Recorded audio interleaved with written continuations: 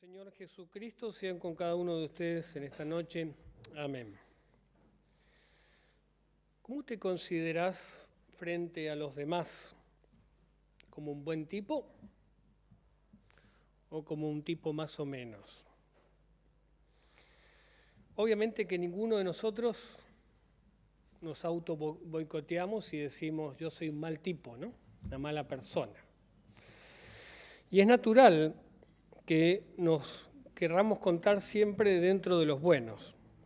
Y cuando pensamos de las otras personas, también empezamos a clasificarlas, a colocarles etiquetas, grupos, y llegamos a decir que hay personas que están más cerca de Dios, son más consagradas, hay personas que destilan casi el Espíritu Santo cuando hablan, y otras personas que en realidad no le damos mucho crédito de que sean creyentes, y si lo son, dudamos. En realidad, tendemos a ser exclusivistas y ser cerrados en nosotros mismos. No nos gustan las personas que no son como nosotros. Buscamos personas que piensen parecido a nosotros, que actúen parecido a nosotros y con gustos parecidos. Es natural del ser humano, es algo como antropológico de esto, y tendemos a etiquetar y armar grupos, pero también a desconfiar de las otras personas, porque si no son como nosotros, por lo tanto, no pertenecen a nosotros. Y este fue el primer problema y grave problema que tuvo la iglesia primitiva. ¿Qué hacer con los gentiles y la exclusividad del judaísmo? Allí esa división es clave en nuestro texto y Dios le revela a Pedro, lo hace de tal manera que va a aprender y la iglesia va a aprender hasta los fines, hasta que Cristo venga a buscar, afirmando Dios no hace acepción de personas. Y es interesante, Pedro probablemente es el autor del Evangelio de Marcos, le estaba dictando a Marcos. Y en el Evangelio de Marcos podemos ver muchos textos donde nos hablan de Jesús actuando con los extranjeros. Nos habla en el capítulo 7 Jesús discutiendo con los fariseos sobre lo que era puro e impuro. Después vemos cuando sana a la hija de la mujer sirio-fenicia, era una forastera, extranjera. Y más adelante, también en el capítulo 11, cuando limpia el templo, a diferencia de los otros evangelios, dice que esta será llamada casa de oración para todas las naciones, dice Jesús, allí, en el evangelio de San Marcos. Y finalmente relata al soldado que estaba al lado de la cruz, donde cuando Jesús murió dijo ciertamente, este era Hijo de Dios. Teniendo esa nube de testigos, Pedro no entendía que el Evangelio era para todos.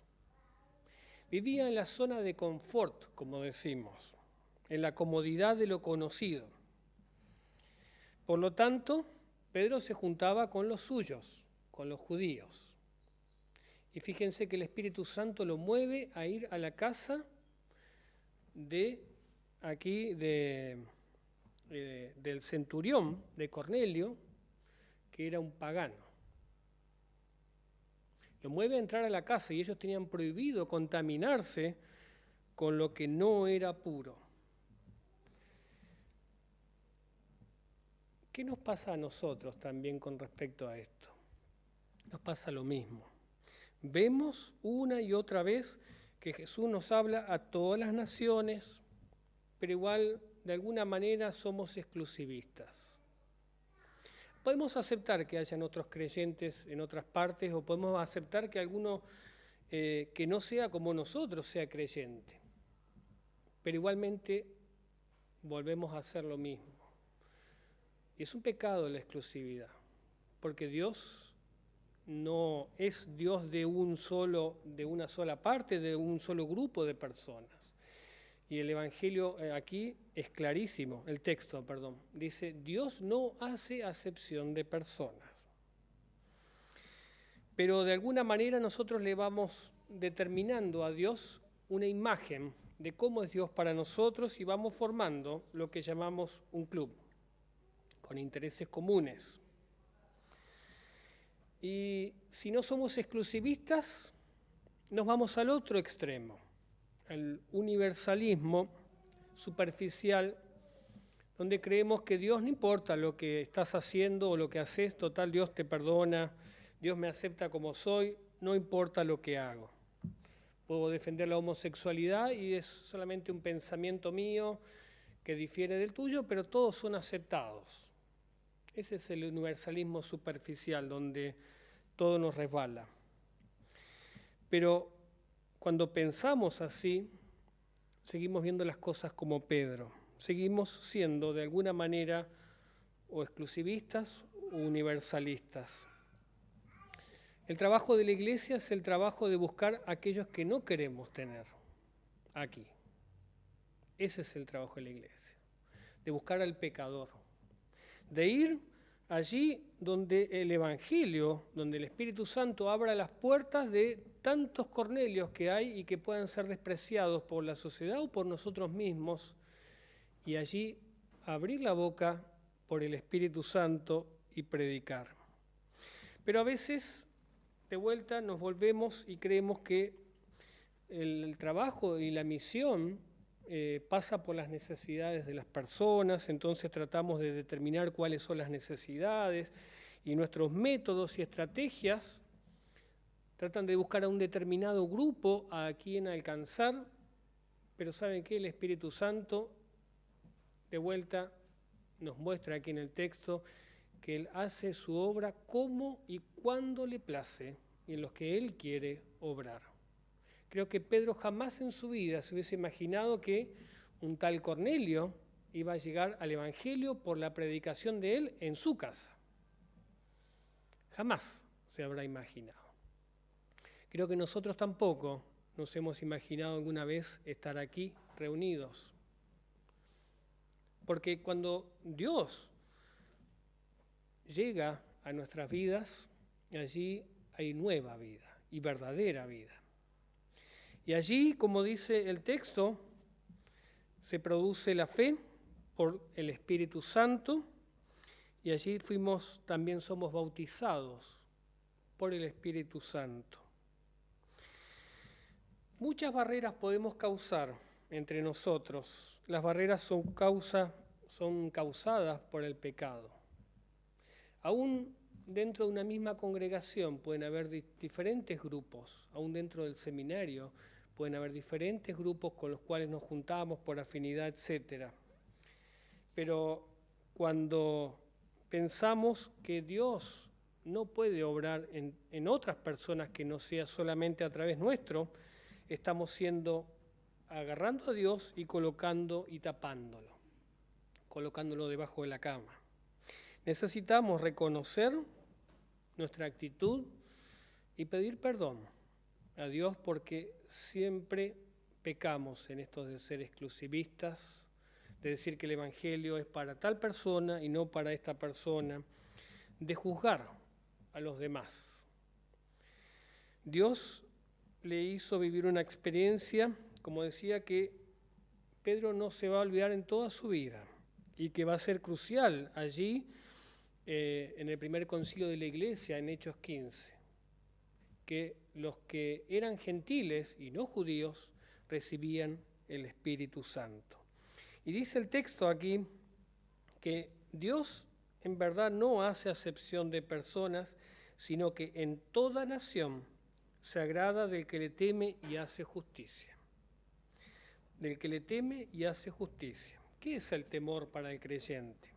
En el primer mandamiento decimos que debemos temer y amar a Dios y confiar en Él por sobre todas las cosas. Cuando fui a catecismo me enseñaron que este temor era respeto.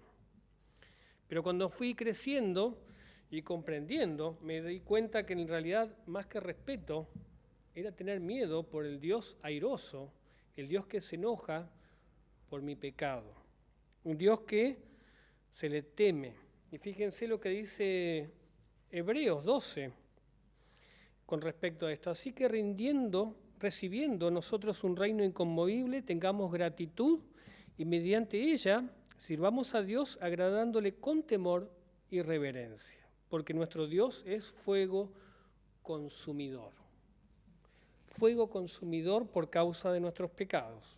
Y así lo vemos en Cristo Jesús, que Dios no escatimó por amor nuestro de enviar a su propio Hijo en la cruz para dar la vida por causa nuestra. Hace poco tiempo alguien criticó por la reverencia que hacemos frente al altar. Y allí donde creemos que Dios se encuentra con su pueblo y creemos que Dios da sus dones desde el altar y a donde oramos, allí en realidad eso es una señal de reverencia, de que tememos a este Dios que se da a través de su palabra predicada y de los sacramentos. El principio de la sabiduría es el temor de Jehová. Y esto es el punto de partida de cualquier aprendizaje, el temor a Dios. Pedro aprendió esto y lo aprendió con muchos golpes, quizás como nosotros, pero lo aprendió también a través del amor que Jesús le dio al perdonar por haberlo negado, al restituirlo, allí cuando le pregunta a Pedro, ¿me amas? Y al colocarlo bajo un liderazgo después de la iglesia primitiva. Y que sea él y no otro apóstol el que viva esta experiencia con este gentil, el oficial romano de nombre Cornelio. Este sermón que le predica a Pedro, si ustedes prestaron atención al escucharlo, se parece a un credo apostólico. Se parece a un credo cómo va relatando lo que Dios allí va haciendo. Y habla de que fueron testigos, habla de la muerte, habla de que al tercer día se manifestó, no a todos, sino que se manifestó a algunos, habla de que nosotros comimos y bebimos también con él, y nos mandó que predicásemos y testificásemos, dice. Un sermón cortito pero contundente que lleva a la fe a este centurión y que allí recibe el Espíritu Santo y luego es bautizado en el agua. Qué Dios maravilloso que tenemos, que no mira nuestras condiciones, no mira nuestro color de piel, no mira nuestras lenguas, no mira de dónde somos, que perdona nuestros pecados porque nos ve allí necesitados, nos ve descarriados y nos rescata. Y como buen pastor sana nuestras heridas, nos venda la pata quebrada y nos coloca dentro de un redil. Que no son todas ovejitas blanquitas como a veces creemos. Allí en ese redil hay de todos los colores y de todas las etnias. La predicación siempre es efectiva. La predicación produce lo que Dios quiere. Esa es la palabra de Dios que sale, como dice Isaías. Sale y cuando vuelve produce el efecto que Dios quiere. Tenemos un Dios para confiar, aquel que nos llamó en el bautismo, nos dio su Espíritu Santo y nosotros, siendo gentiles, podemos dar gracias, alabar y también bendecir su nombre. Y pensar que el Evangelio es para todas las personas también es ratificar lo que sostenemos como el gran mandato de Jesús, allí en Mateo 28, donde dice, id y predicad. Vayan por todo el mundo y prediquen el Evangelio a todas las personas, ¿no? A todos los pueblos, a todas las etnias, a todos los países. Que este siempre sea nuestro deseo de llevar el Evangelio, la palabra de la cruz, la palabra de la locura, a tantos Cornelios que podemos ver en la calle. Amén. Que la paz de Dios, que sobrepasa todo entendimiento, guarde nuestros corazones y nuestras mentes en Cristo Jesús. hasta la vida eterna y para gloria de su nombre. Amén. Terminamos de cantar el libro.